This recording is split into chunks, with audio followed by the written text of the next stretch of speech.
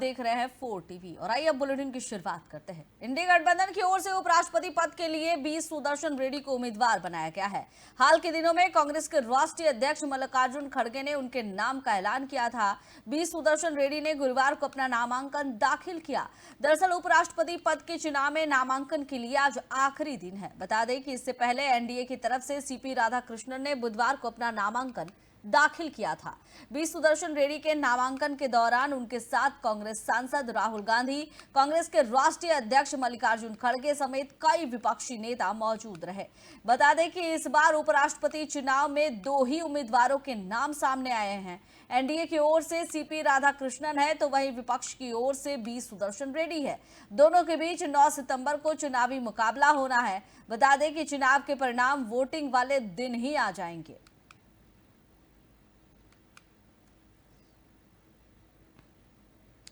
और बता दें कि पूर्व न्यायाधीश बी सुदर्शन रेड्डी ने बयान दिया है। नामांकन दाखिल करने से पहले इंडिया गठबंधन के उपराष्ट्रपति पद के उम्मीदवार ने बयान दिया। सुप्रीम कोर्ट के पूर्व न्यायाधीश बी सुदर्शन रेड्डी ने कहा कि मैं नामांकन दाखिल करने के बाद आप सबसे जरूर मिलूंगा। मैं अपना नामांकन पत्र जमा करने के लिए रिटर्निंग ऑफिसर के पास जा रहा हूं। बी सुदर्शन रेड्डी ने कहा कि नंबर्स मायने नहीं रखती। बेशक मुझे उम्मीद है, हालांकि मैं राजनीतिक दल से नहीं हूं, इसलिए मुझे विश्वास है कि सभी मेरा समर्थन करेंगे। मैंने कल ये बात बिल्कुल ही स्पष्ट कर दी थी।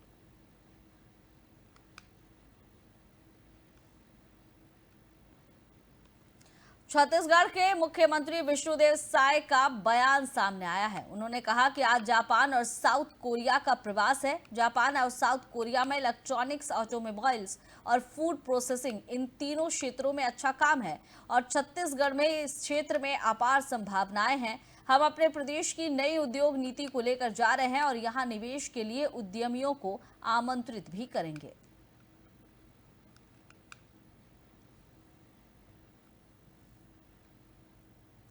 दिल्ली सरकार में मंत्री कपिल मिश्रा का बयान आया है। उन्होंने कहा कि कल दिल्ली की मुख्यमंत्री पर बहुत ही असाधारण घटना हुई, हमला हुआ, लेकिन मुख्यमंत्री अपने दफ्तर का काम कर रही है।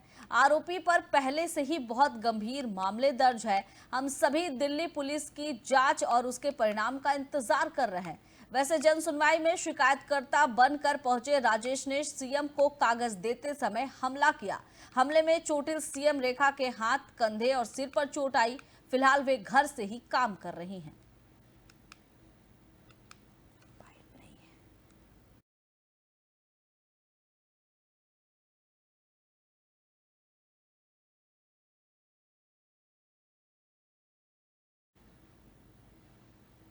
राजद नेता तेजस्वी यादव और इंडिया ब्लॉक के अन्य नेताओं ने शेखपुरा में मतदाता अधिकार यात्रा निकाली। कांग्रेस सांसद राहुल गांधी की ओर से निकाली जा रही वोटर अधिकार यात्रा एक दिन के ब्रेक के बाद आज फिर से शुरू हुई। 17 अगस्त को सासाराम से शुरू हुई ये वोटर अधिकार यात्रा रोहतास, औरंगाबाद, गयाजी, नवादा, नालंदा जिले में होते हुए मंगलवार को शेखपुरा पहुंची थी।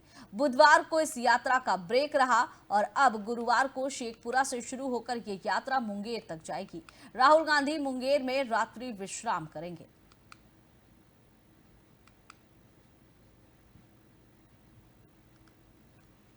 और इस वक्त राजनीति से जुड़ी खबर सामने आई है। भाजपा सांसद योगेंद्र चंदोलिया का बड़ा बयान सामने आया है। उनका कहना है कि मुख्यमंत्री रेखा गुप्ता बिल्कुल ठीक है। कल की घटना निंदनीय है। पूरी दिल्ली मुख्यमंत्री के साथ है। दरअसल सीएम रेखा गुप्ता पर 20 अगस्त की सुबह करीबन 8:15 पर जन सुनवाई के दौरान एक शख्स ने हमला कर दिया था। आरोपी गुजरात के राजकोट का रहने वाला राजेश भाई खीमजी है, जिसे तुरंत गिरफ्तार कर लिया गया। आरोपी को बुधवार रात दक्षिण पश्चिम दिल्ली के द्वारका में एक मजिस्ट्रेट के घर पेश किया गया। इसके बाद उसे 5 दिन की पुलिस रिमांड पर भेज दिया गया है। राजेश पर हत्या के प्रयास का केस दर्ज किया गया है। गुजरात में भी राजेश पर चाकूबाजी समेत 5 केस पहले से दर्ज है। हालांकि गिरफ्तारी के दौरान उसके पास कोई हथियार नहीं मिला। इंटेलिजेंस ब्यूरो और दिल्ली पुलिस स्पेशल सेल पूछताछ उससे कर रही है।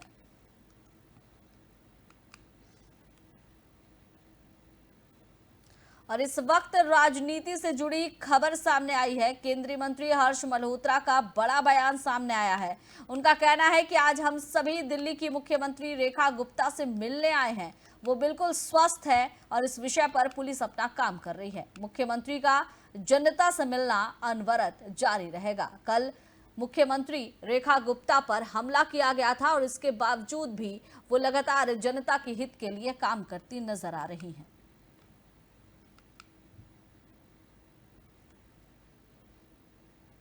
और संसद में 3 बिल को लेकर जिस तरह से विपक्ष का हमला हुआ है, उस पर भाजपा सांसद कंगना रनौत ने कहा कि आज हमारे सत्र का आखिरी दिन था। अध्यक्ष ने कहा कि ये सत्र उम्मीदों पर खरा नहीं उतरा। 120 घंटे की चर्चा का लक्ष्य हासिल नहीं हुआ। बहुत कम सवालों के जवाब दिए जा सके।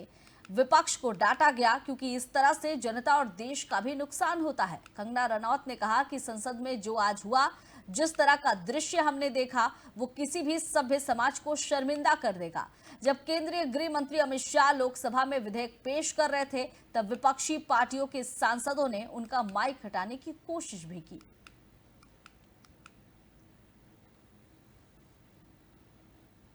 गंभीर आपराधिक आरोपों में फंसे प्रधानमंत्री, मुख्यमंत्री और मंत्रियों को हटाने वाले विधेयक पर भाजपा सांसद निशिकांत दुबे ने कहा कि राहुल गांधी, कांग्रेस और पूरे विपक्ष की राजनीति ट्यूशन और ट्वीट पर चलती है। अगर कोई प्रधानमंत्री, सांसद या मंत्री जेल में बंद हो जाए तो क्या उन्हें इस्तीफा नहीं देना चाहिए? अमित शाह गुजरात के गृह मंत्री थे, क्या वो जेल नहीं गए? क्या उन्होंने जेल जाने से पहले इस्तीफा नहीं दिया? उन्होंने अदालत से बरी होने तक कोई संवैधानिक पद नहीं संभाला। कर्नाटक में उमा भारती के खिलाफ मामला दर्ज हुआ था। उन्होंने मुख्यमंत्री की कुर्सी से इस्तीफा दिया और फिर कर्नाटक कोर्ट गई। वो जेल नहीं गई क्योंकि उन्हें समन भेजा गया था, इसलिए बीजेपी ने उनसे इस्तीफा लिया।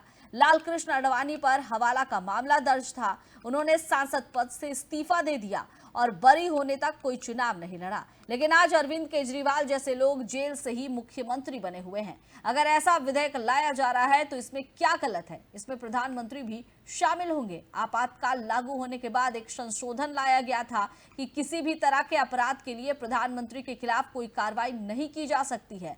अगर प्रधानमंत्री समानता के अधिकार के तहत अपराध करते हैं तो उन्हें दंडित किया जाना चाहिए।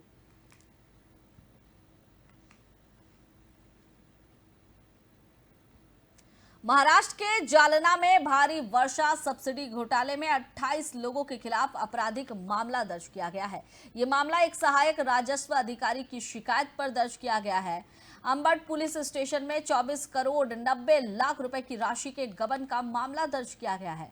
प्रशासन ने जांच के बाद 22 तलाठाओं को निलंबित कर दिया। विभाग ये जांच शुरू कर दी। इसमें सब्सिडी वितरण के दौरान फर्जी दस्तावेज तैयार किए गए और कंप्यूटर सिस्टम का दुरुपयोग कर सब्सिडी का दुरुपयोग किया गया। साइबर अपराध जिम्मेदारी उन्हें सौंप दी गई है। साइबर अपराध शाखा को ये जिम्मेदारी सौंपी गई है।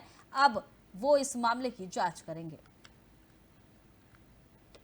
विधानसभा के 2 तालुका में उनके ऑफिस के कुछ तलाठी और ऑपरेटर द्वारा पैसों की गबन की तकरार के ऊपर से एफआईआर दाखिल की गई है, जिसमें 28 नामजद व इतर इस तरह से एफआईआर में विवरण दिया गया है। गुने की व्याप्ति को देखते हुए इसकी इन्वेस्टिगेशन आर्थिक गुने शाखा जालना की तरफ ट्रांसफ़र करने का आदेश मैंने दिया है। साथ ही साइबर पुलिस भी इसके अंदर मदद करेगी। तपासी अधिकारी का उनका भी सब इंस्पेक्टर और टीम इसके अंदर मदद करने के लिए ऐसा आदेश दिया गया है। इस गबन के दौरान जो आरोपी है उन्होंने जो प्रूफ्स है वो भी नष्ट किए हैं, ऐसी जानकारी सामने आ रही है। कुछ ईमेल आईडी या फिर कुछ व्हाट्सएप मैसेजेस वगैरह डिलीट किए गए हैं, या अभी अस्तित्व में नहीं है। इस तरह का प्रथम दर्शनी इंफॉर्मेशन है।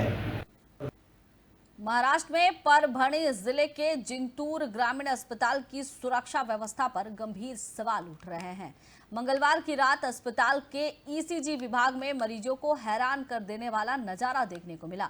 यहां विभाग के भीतर पलंग पर कुत्ते बैठे नजर आए, जिससे मरीज और उनके परिजनों में डर और असुरक्षा का माहौल बन गया। जानकारी के अनुसार मंगलवार देर रात एक मरीज को डॉक्टर ने ईसीजी जांच के लिए भेजा था। जैसे ही मरीज ईसीजी विभाग पहुंचा, वहां उसने देखा कि बेड पर कुत्ते बैठे हैं। इस दृश्य से मरीज के मन में डर पैदा हो गया। गंभीर बात यह है कि ईसीजी विभाग से कुछ ही दूरी पर डिलीवरी रूम है। ऐसे में अस्पताल परिसर में घूमते कुत्ते स्वच्छता और सुरक्षा व्यवस्था पर बड़ा सवाल खड़े कर रहे हैं। मरीज और परिजन सवाल उठा रहे हैं कि अगर किसी मरीज पर कुत्ता हमला कर दे तो उसकी जिम्मेदारी कौन लेगा। इस घटना के बाद अस्पताल प्रशासन की लापरवाही पर कड़ी आलोचना हो रही है। लोगों ने मांग की है कि तत्काल सुरक्षा और स्वच्छता व्यवस्था को दुरुस्त किया जाए।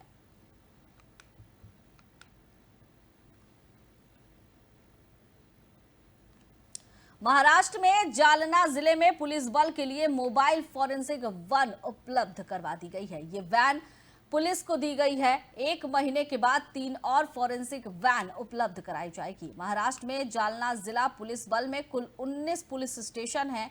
हत्या का प्रयास, डकैती, लूट का प्रयास, चोट पहुंचाना इस पुलिस स्टेशन की सीमा के भीतर होते हैं। अब महाराष्ट्र सरकार ने जालना जिला पुलिस बल के लिए एक अत्याधुनिक मोबाइल फॉरेंसिक वैन उपलब्ध कराई है और ये जिले के उप विभागीय पुलिस अधिकारी कार्यालय में 24 घंटे उपलब्ध रहेगी। इस मोबाइल फॉरेंसिक वैन में भौतिक, रासायनिक, जैविक और डिजिटल साक्ष्य एकत्रित करने के लिए कीट, रसायन और उपकरण उपलब्ध कराए गए हैं।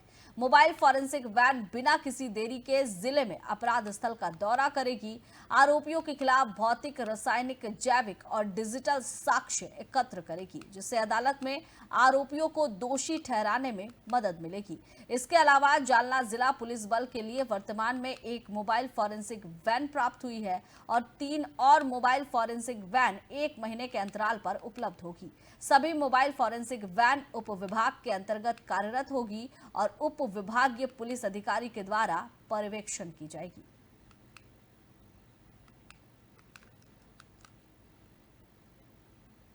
और इसरो के अध्यक्ष वी नारायण ने कहा कि पिछले 10 वर्षों में प्रगति अभूतपूर्व और तीव्र रही है। 2015 से 2025 तक पूरे किए गए मिशन हैं।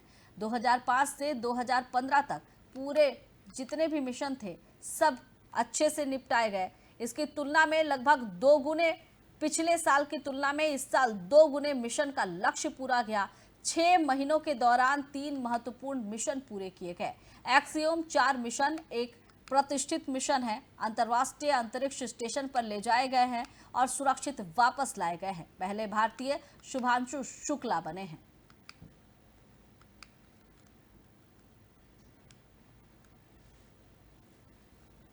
गुजरात के कई जिलों में मूसलाधार बारिश से हालात बिगड़ गए हैं। खासतौर पर तटीय जिलों में सबसे बुरे हालात हैं।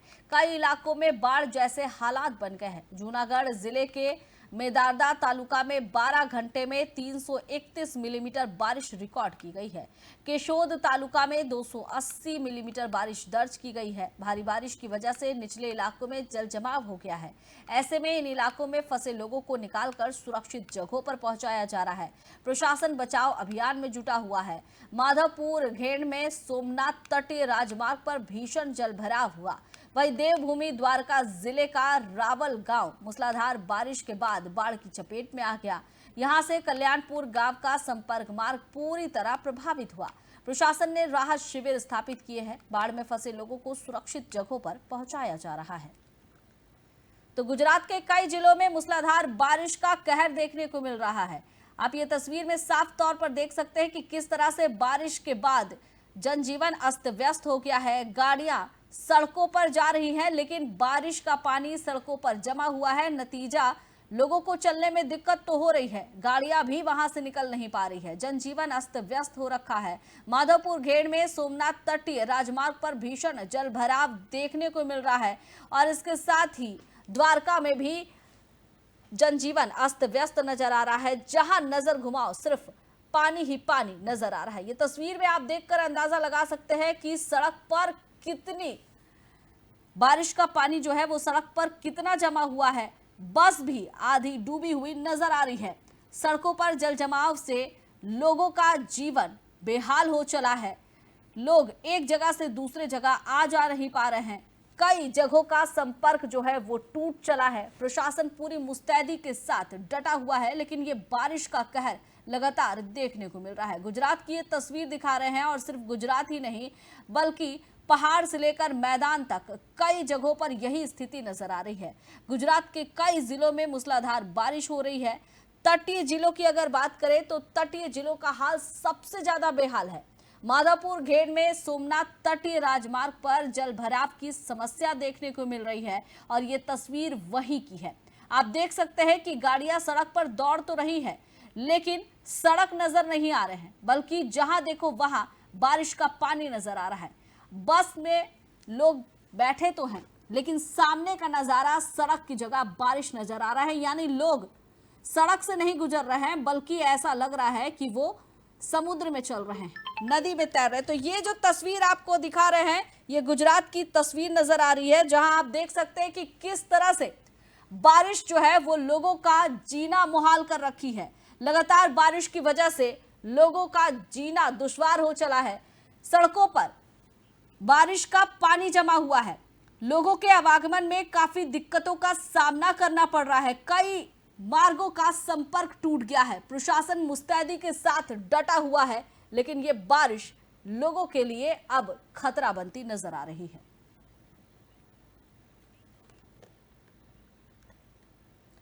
फिलहाल इस बुलेटिन में बस इतना ही। आप देखते रहिए 4 टीवी। नमस्कार।